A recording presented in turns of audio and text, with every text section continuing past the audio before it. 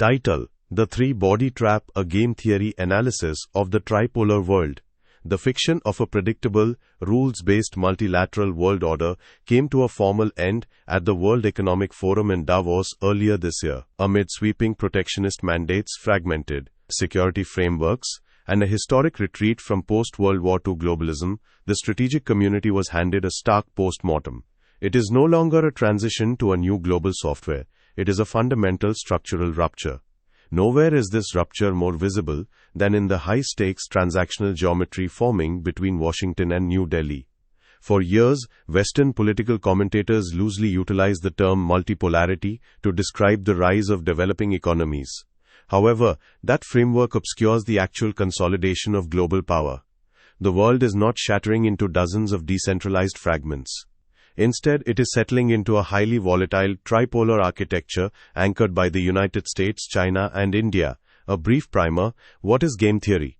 Before decoding this new tripolar friction, it helps to understand the mathematical lens through which it is analyzed. Game theory is the study of strategic decision-making. It applies when a player's outcome depends not just on their own choices, but also on the choices of every other player in the system. Instead of looking at international relations through the lens of emotion, ideology, or morality, game theory strips statecraft down to cold mathematical variables: players and payoffs, the actors involved, nations, and the rewards they seek to maximize: wealth, security, resources, or sovereign power. Dominant strategy: a course of action that yields the highest payoff for a player, regardless of what their opponent chooses to do. Nash equilibrium: a state of play where no player has an incentive to unilaterally change their strategy, because doing so would instantly worsen their own payoff.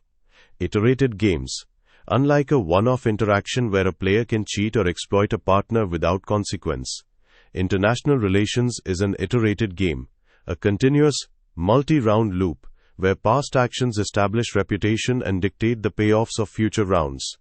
When applied to modern geopolitics, these concepts transform complex global headlines into a highly logical chess match. The Co-opetitive metrics, Landau's Candor. The underlying tension of the US-India relationship burst into raw visibility at the Raisina dialogue in New Delhi. Christopher Landau, a senior envoy representing the America First administration, delivered an unvarnished moment of geopolitical clarity. While discussing a pending bilateral trade agreement, Landau explicitly warned that Washington would not repeat what it considers the past strategic errors made with Beijing. India should understand that we're not going to make the same mistakes with India that we made with China 20 years ago, Landau told the audience, explicitly referencing the unchecked market access that allowed China to evolve into a formidable commercial competitor. Then the next thing we know, you're beating us in a lot of commercial things. We're going to make sure that whatever we do, it's fair to our people. Stripped of standard diplomatic fluff regarding shared democratic values, Landau's statement laid bare a classic asymmetric co-opetitive game. The shared payoff: cooperation. Both players face a severe external variable: China's military and geographic assertiveness in the Indo-Pacific. To optimize their defense payoffs, Washington and New Delhi must cooperate through platforms such as the Quad or recent maritime domain awareness initiatives.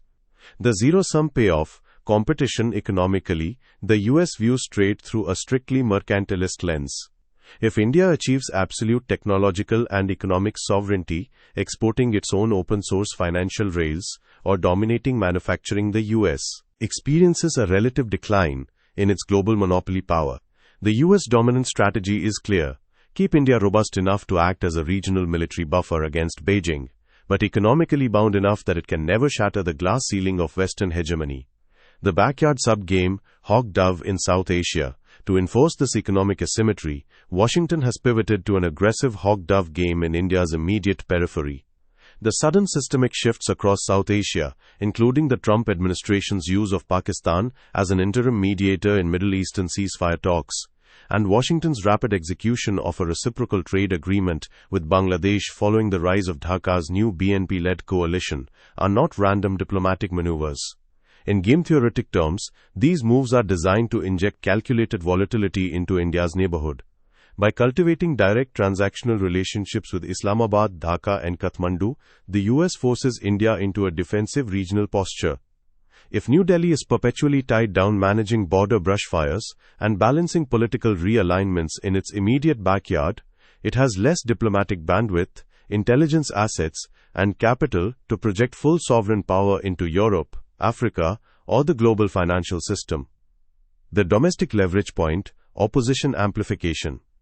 In a complex multi-round game, an external power does not merely interact with a nation's ruling executive. It leverages that nation's internal political contradictions to restrict its strategic moves. In India's case, the domestic opposition's critiques, led by figures like Rahul Gandhi and the Congress Party, frequently function as inadvertent pressure valves that aid the external player's containment calculus. During the explosive parliamentary budget debates in early 2026, the leader of the opposition aggressively thrashed the government over what he described as a wholesale surrender to Washington under the interim trade framework. By publicly highlighting the unequal tariff structure, where Indian goods face an 18% US levy, while New Delhi dropped certain digital and agricultural tariffs to zero, the opposition effectively weaponizes the transactional cost of the game. When domestic political rivals accuse the Prime Minister of compromising energy sovereignty or abandoning local sectors under external coercion, they dramatically raise the ruling executive's internal political cost of negotiating complex, high-stakes trade pacts. This internal democratic friction ties the government's hands, forcing New Delhi to spend vital domestic capital defending its executive decisions, rather than executing its global strategy fluidly. The Indigenous Counter-Strategy Defense, DPI, and the Final Frontier, India, however, is not playing a static game. As an iterated arena, repeated interactions allow a player to alter the rules of the board over time. New Delhi's counter-strategy relies on three powerful mechanisms designed to erase foreign leverage entirely. 1. Breaking the defense kill switch. Historically, India's strategic autonomy was vulnerable to supplier blackmail. A nation dependent on foreign capital for military hardware can always be coerced by the threat of frozen spare parts. Through its Make in India defense push, Atmanirbhar Bharat, New Delhi has systematically upended this. In the 2025-26 fiscal cycle, India's domestic defense production hit an all-time record of 1.78 lakh rupees crore, while defense exports skyrocketed to 38 rupees 424 crore. By mass-producing its own indigenous fighter jets, advanced artillery, and combat helicopters, India is removing the physical kill switch Western or Eurasian powers hold over its sovereign choices. 2. Exporting alternative financial rails. While the US utilizes flat tariffs and legal boundaries to defend its 20th century economic model, India is writing the open source code for 21st century global commerce. By exporting the India Stack and the Unified Payments Interface, UPI, as digital public goods to dozens of nations across the global south, New Delhi is driving an interoperable network effect breakout. Once real-time, account-to-account cross-border linkages reach a critical mass of global users, they create a decentralized financial web that bypasses Western proprietary networks, transaction fees, and the threat of unilateral executive sanctions. 3. The asymmetric high ground, ISRO's science diplomacy. The final piece of India's breakout strategy takes place outside the atmosphere. For decades, access to space was an exclusive, high-cost country club dominated by Western agencies and heavily policed by export control cartels like the Missile Technology Control Regime, MTCR. The Indian Space Research Organization, ISRO, has completely weaponized frugal innovation to break this monopoly.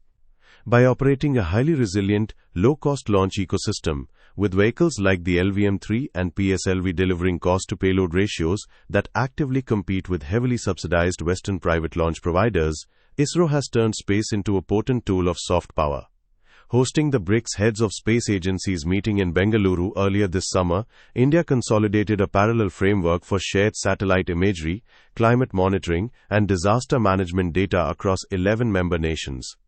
By training technicians from dozens of emerging nations via its UNNATI nano-satellite capacity building program, New Delhi is providing the global south with independent geospatial intelligence and technological sovereignty, ensuring that developing nations no longer have to barter away their autonomy to Western commercial satellite constellations or intelligence agencies for basic environmental and national security data. Why the Commentariat stumbles, the Western blind spot. Despite the mathematical clarity of this consolidation, the India angle remains largely invisible or distorted among mainstream Western commentators. This analytical deficit stems from a structural blind spot. Western media and think tank networks remain deeply addicted to an anachronistic bipolar hangover, insisting on framing the 21st century exclusively through a Washington versus Beijing or democracy versus autocracy lens.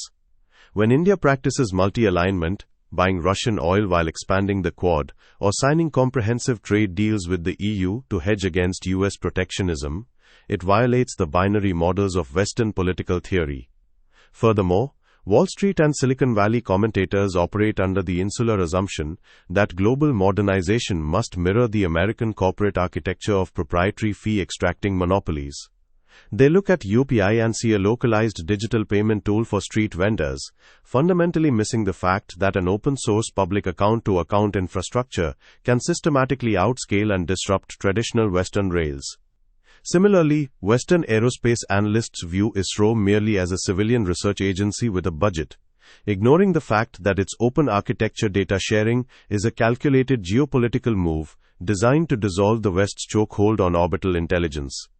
By hyper-focusing on domestic cultural friction rather than tracking macroeconomic, space tech and defense infrastructure milestones, the Western Commentariat continues to use a 20th century map to navigate a 21st century tripolar board. The tense equilibrium. The introduction of the China angle ensures that this tripolar grid cannot easily fracture into an outright Cold War. The US cannot afford to completely alienate its primary Indo-Pacific shield. India cannot completely sever its Western intelligence and technology pipelines while its border with Beijing remains sensitive.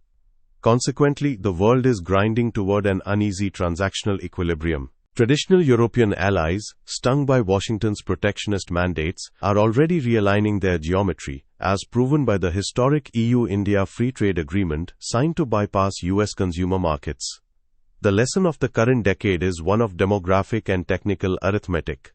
While Western populism attempts to mount a rearguard action to stall the decline of its economic monopoly, the center of global gravity continues its steady slide east and south.